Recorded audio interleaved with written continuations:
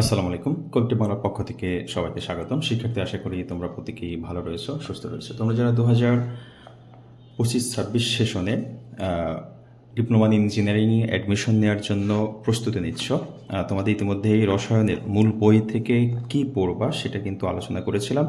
ইতিমধ্যে অধ্যায় 3 পর্যন্ত আলোচনা করেছিলাম। আজকে কয়েকটি অধ্যায় আলোচনা করব রসায়নের। একটু মনোযোগ সহকারে দেখে নিব যে কোন কোন টপিকটা, কোন কোন প্রশ্নটা তোমার জন্য মোস্ট ইম্পর্টেন্ট। শিক্ষার্থীবৃন্দ, যারা এই মুহূর্তে আমার চ্যানেলে জয়েন করেছো, অবশ্যই চ্যানেলটিকে সাবস্ক্রাইব করে বেল আইকনটি অন করে রাখবে, কারণ পরবর্তীতে সকল প্রকার আপডেট সবার আগে পাওয়ার জন্য। শিক্ষার্থী, একটি বিষয় খেয়াল করবে, পর্যায় সারণীর টোটাল মৌল কয়টা আছে এটা একটু মনে রাখবে যে 118টা মৌল রয়েছে, এবং পর্যায় সারণীর যে পটভূমিটা রয়েছে যে 1889 সালে ল্যাভোইসিয়ার যেটা বলেছে, 1829 সালে ডোবে রাইনার, 1864 সালে জন নিউল্যান্ড, এটা মোস্ট ইম্পর্টেন্ট এই লাইনটা, জন নিউল্যান্ডের লাইনটা। 1869 সালে আমি জানি মেন্ডেলিফের যেই পর্যায় একটা সূত্র দিয়েছিল, মেন্ডেলিফের এখান থেকে তথ্য হচ্ছে মেন্ডেলিফ টোটাল 63টি মৌলকে একটা আনুভূমিক 12টি আনুভূমিকে সাজিয়েছিল, এটা একটু মনে রাখবা। হ্যাঁ, এবং ভবিষ্যৎবাণী করেছিল বাকি মৌলগুলো আনুভূমিক সারি করার পর। আর অবশ্যই তোমার পর্যায় থেকে যে প্রশ্ন আসবে সেটা ভালো করার জন্য তোমার এই ছকটা সম্বন্ধে খুব ভালোভাবে ধারণা রাখতে হবে। কোথায় কোন মৌল আছে, কোন দিকে ধাতু, কোন দিকে অধাতু, অবস্থান্তর মৌল কোনগুলো আছে, এগুলো ইত্যাদি এভরিথিং তোমাকে মাথায় রাখতে হবে। তাছাড়া এই যে ইউপ্যাকের যেই সম্পূর্ণ রূপ, international union of pure and applied chemistry, তোমাকে মনে রাখতে হবে। তাছাড়া পারমাণবিক বা প্রোটন সংখ্যা আবিষ্কার করেছে মোস্টলি 1913 সালে, এটা তোমাকে মুখস্থ করতে হবে। ওকে, তাছাড়া পরের পেজের কোন পর্যায়ে কয়টি মৌল আছে এটা মোটামুটি ইম্পর্টেন্ট, ততটা মোস্ট ইম্পর্টেন্ট না। আর এই জায়গাটা তোমাদের জন্য মোস্ট ইম্পর্টেন্ট, তোমরা যারা এসএসসি পরীক্ষা দিয়েছো জানো যে কোনো মৌলের অবস্থান নির্ণয় করতে হলে এই রুলসগুলো তোমাকে মেনে চলতে হবে। ওকে, তাহলে তোমার প্রশ্ন আসলে এখান থেকে পারবে। তাছাড়া ইলেকট্রন বিন্যাসী পরসায়নের মূল ভিত্তি, এটা প্রশ্ন ইম্পর্টেন্ট এই লাইনটা, যে পরসায়নের মূল ভিত্তি কি? পরসায়নের মূল ভিত্তি কিন্তু ইলেকট্রন বিন্যাস। ব্যতিক্রম কিছু আছে, যে পরসায়নীতে হাইড্রোজেনকে কোথায় রাখা হয়েছে, হিলিয়ামকে কোথায় রাখা হয়েছে, এটা একবার পড়লে হবে, সমস্যা নাই। তাছাড়া পারমাণবিক আকার, এটা মোস্ট ইম্পর্টেন্ট, দুটা মৌল দিয়ে দিতে পারে যে পারমাণবিক আকার কার বেশি বা কার কম। হ্যাঁ, এই প্রশ্নগুলো আসতে পারে। তাছাড়া আমরা যদি যাই মৌলের বিশেষ নাম, যে মুদ্রা ক্ষার ধাতু কোনটা, মুদ্রা ধাতু কোনটা, মিথ ক্ষার ধাতু কোনটা, নিষ্ক্রিয় গ্যাস কোনগুলো, অবস্থান মৌল কোনগুলো, এগুলো তোমাকে মুখস্থ করে নিতে হবে এই অধ্যায় থেকে। এই হচ্ছে তোমার প্রশ্ন অধ্যায় 4 থেকে। তাছাড়া আমরা চলে যাব হচ্ছে অধ্যায় 5-এ। অধ্যায় 5টা আছে রাসায়নিক বন্ধন।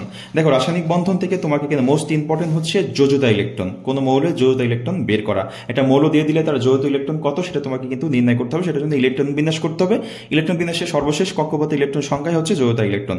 এবং যোজনী কোন একটা যৌগ দিয়ে দিল, সেই যৌগ, যেমন এখানে H2O হাইড্রোজেন দিয়ে দিল, বললো হাইড্রোজেনের যোজনী কত পানিতে, সেক্ষেত্রে তোমার পানিতে হাইড্রোজেন যোজনী কত সেটা তোমাকে জানতে হবে। তাছাড়া এই জায়গায় একটা লাইন আছে সুপ্ত যোজনী এবং সক্রিয় যোজনী। সেই ক্ষেত্রে একটা যেমন FeCl2 এরকম একটা যৌগ দিয়ে দিল, বললো যে আয়রনের সুপ্ত যোজনী বা সক্রিয় যোজনী কত সেটা ব্যাখ্যা করতে হবে, মোস্ট ইম্পর্টেন্ট। তাছাড়া এই বক্সটা তোমাকে মনে রাখতে হবে যোজনীর জন্য, এবং এই বক্সটা হ্যাঁ মুখস্থ করতে হবে। এরপরে চলে আসতেছি আমরা সংকেত, এগুলো তোমরা পারবা। অষ্টক এবং দুয়ের নিয়ম, যে অষ্টক নিয়ম মেনেছে কিনা, দুয়ের নিয়ম মেনেছে কিনা। তাছাড়া নিষ্ক্রিয় গ্যাসের যে ইলেকট্রন বিন্যাস এটা একবার দেখে নিবা। এছাড়া আয়নিক এবং সমযোজী বন্ধন কারা করে সেটা একবার জেনে নিবা।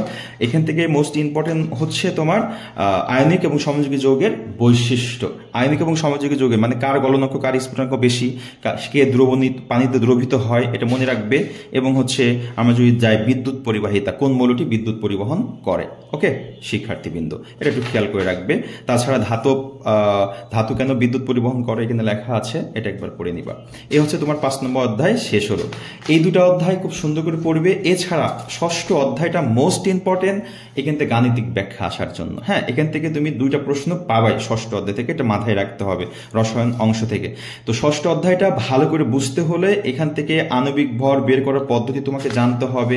তাছাড়া এই যে সূত্র, মোস্ট ইম্পর্টেন্ট সূত্র, n=W/m, n=v/22.4 আর n=n/n অ্যাভোগাড্রোর সংখ্যা, মোস্ট ইম্পর্টেন্ট। এই ছোট ছোট অঙ্কগুলো তোমাকে কিন্তু বইয়ের অঙ্কগুলো প্র্যাকটিস করতে হবে। হ্যাঁ, এই ছোট ছোট অঙ্কগুলো প্র্যাকটিস করে নিবা, ইনশাল্লাহ এর ভিতরে তুমি কমন পাবে। তাছাড়া আর যেটা ইম্পর্টেন্ট সেটা হচ্ছে এই সূত্র দিয়ে একটি অঙ্ক তোমাকে শিখতে হবে, W সমান SVM ডিভাইডেড বাই 1000। ওকে, এই সূত্রটা বের করতে বলে তুমি লিমিটিং বিক্রিয়ক বের করতে পারবা। এছাড়া শতকরা সংযুক্তি, এটা তোমাকে শিখতে হবে। স্থূল সংকেত, আণবিক সংকেত, শতকরা সংযুক্তি আসতে পারে, যেটা যোগ দিয়ে দিল হাইড্রোজেনের শতকরা সংযুক্তি বের করো। এটা খুব শর্টকাট তোমাকে বের করা শিখে নিতে হচ্ছে। ওকে শিক্ষার্থীবৃন্দ, তাছাড়া এখান থেকে মোস্ট ইম্পর্টেন্ট দেখতেছি যে আমরা যদি আসি, এই লিমিটিং বিক্রিয়ক তো বললামই তোমাকে পড়তে হবে। লিমিটিং বিক্রিয়কটা ইম্পর্টেন্ট শিক্ষার্থীবৃন্দ, এটা তোমাকে একটু পড়ে নিতে হবে। এটা মোস্ট ইম্পর্টেন্ট মনে হচ্ছে যে উৎপাদনের শতকরা পরিমাণ হিসাব করা। হ্যাঁ, এটা এই সূত্র দিয়ে করতে হবে, এটা তোমাকে খুব ভালোভাবে মনে রাখতে হবে। এই যে এই সূত্রটা, হ্যাঁ, শতকরা পরিমাণ বের করা। তো এই হচ্ছে এই অধ্যায় শেষ হলো। আর লাস্ট একটা টপিক এখানে থাকে, সেটা হচ্ছে এটাই। ওকে শিক্ষার্থীবৃন্দ, এর পরবর্তীতে আমরা আরেকটা ভিডিওতে পরে যে রসায়নিক কয়েকটা চ্যাপ্টার আলোচনা করব। সে পর্যন্ত সবাই ভালো থাকবে, সুস্থ থাকবে, কবিটি বাংলার সাথেই থাকবে। আল্লাহ হাফেজ।